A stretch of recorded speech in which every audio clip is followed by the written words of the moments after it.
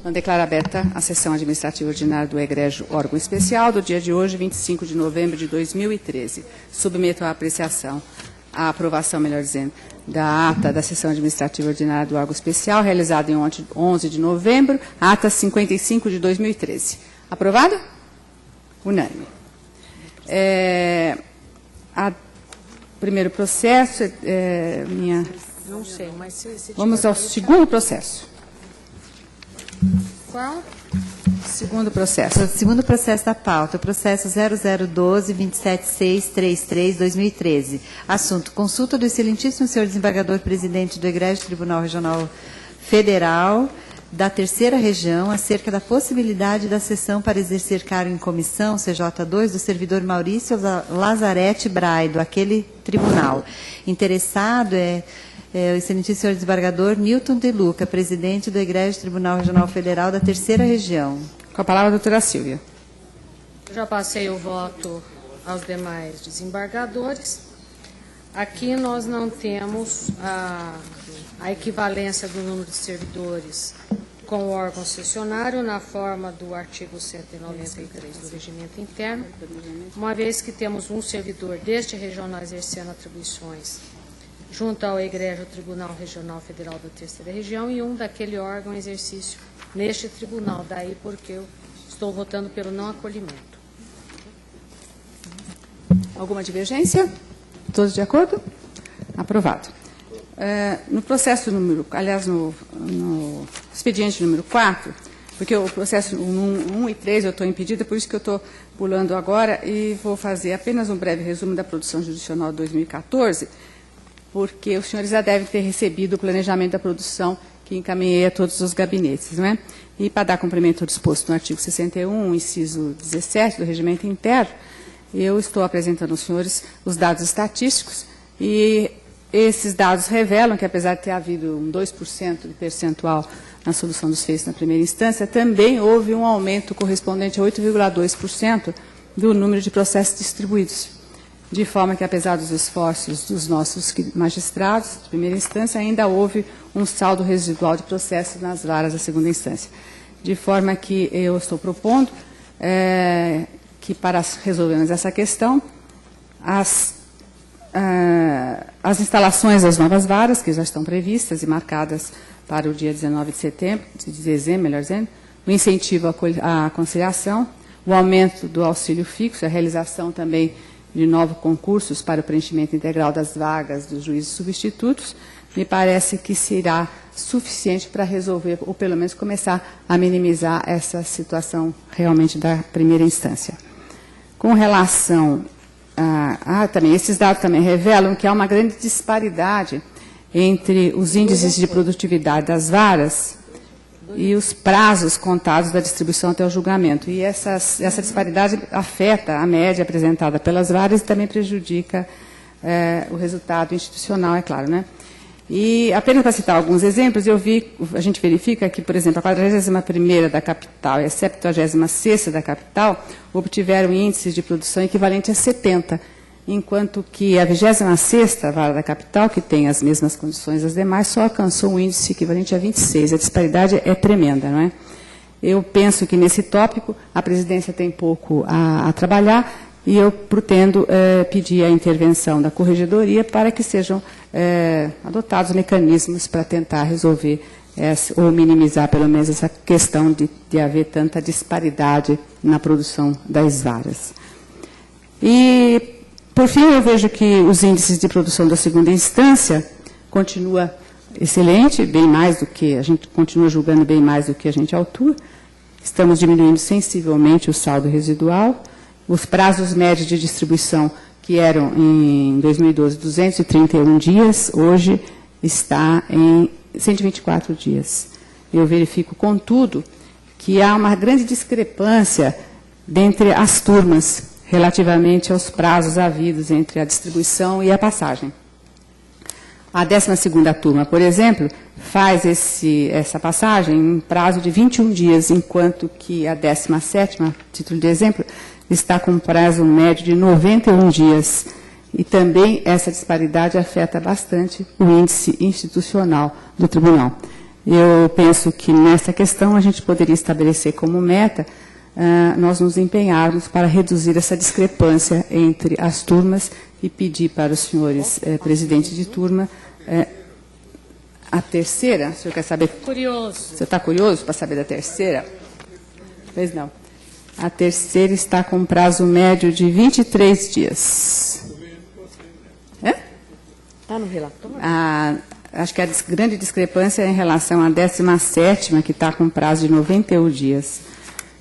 17ª? A 7ª. Não, gente, vamos 31 dias. Primeira, 28, segunda, 30, terceira, 23, quarta, 48, quinta, 35, sexta, 35, sétima, 31, oitava, 32, nona, 31, décima, 23, décima primeira, 29, décima segunda, 21, décima terceira, 25 dias, décima quarta, 35 dias, décima quinta, 68 dias, 16ª, 77 dias, 17ª, 91 dias, 18ª, 51 dias. Então, tem pelo menos umas 3 turmas que estão assim um pouco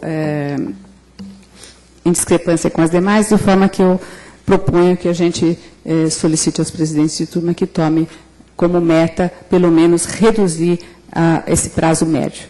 E eram essas as observações, as propostas que a presidência tinha a apresentar a Vossas Excelências e espero que os senhores acompanhem. Alguma divergência, alguma observação? Podemos aprovar, então, esse planejamento? Obrigada. Agora eu vou passar a presidência da doutora Silvia para o primeiro e o terceiro processo. A doutora Hilma. Perdão, é a doutora Hilma, porque a doutora Silvia é a relatora. Pois não. Obrigada. É o primeiro processo da pauta? Sim. Processo 0012-237-36-2013. Assunto: recurso em face de decisão da excelentíssima presidente deste egrégio tribunal, que manteve o indeferimento do pedido de adequação da jornada de trabalho nos termos da norma regulamentadora 17 do Ministério do Trabalho e Emprego. Requerente: Marcos Renato de Abreu, Márcia Mitsui Okazaki Yorgacion, Thaís Simone Penido Veloso, Renato Trivelato de Paula, Edson Cajihara e João Henrique F. da Cruz Paião, servidores desse egrégio tribunal. Esse processo foi retirado da pauta em 28/10. Pois não. Desembargadora Silvia? Pois não, eu já distribuí o voto aos demais colegas. Eu estou citando o artigo 19 da Lei 8.112, bem como o artigo 1º da Resolução 88/2009 do CNJ, que fixa a jornada de trabalho de servidores em 8 horas diárias e 40 semanais.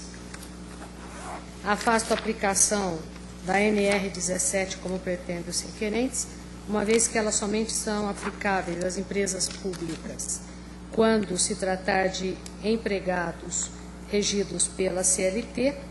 Além do mais, as atividades desenvolvidas pelo setor de atendimento remoto não se encaixam perfeitamente nas atividades descritas na NR 17 como pretendem, pois os próprios recorrentes aduziram que, além do suporte técnico, realizam cadastramento de servidores, estagiários, atendem pessoalmente no balcão, consultam publicações no TO, entre outras funções. Daí porque eu mantenho o entendimento já esposado pelo setor próprio, negando o provimento ao recurso.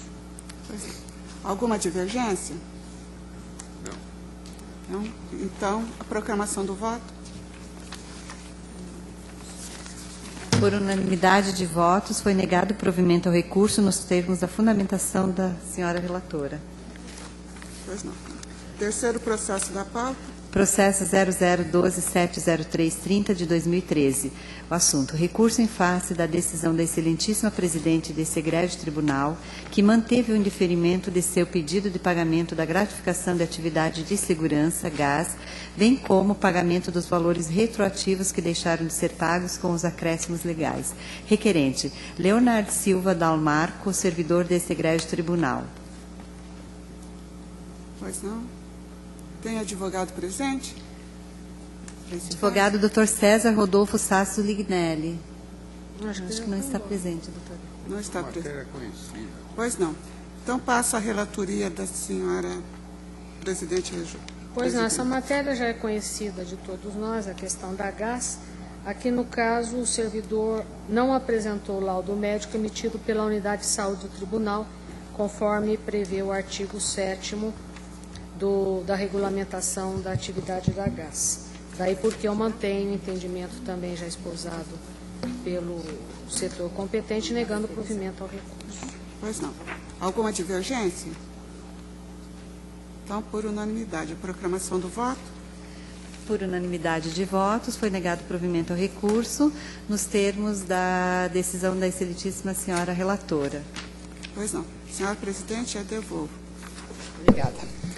Bem, sem mais delongas, já damos início ao órgão especial judicial e informo aos ilustres desembargadores que o processo de número 1 será adiado por conta de...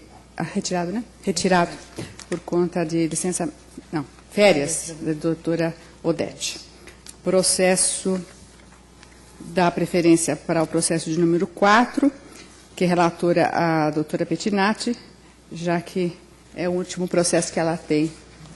Órgão especial. Doutora Pettinati, por favor. Muito obrigada, senhora presidente.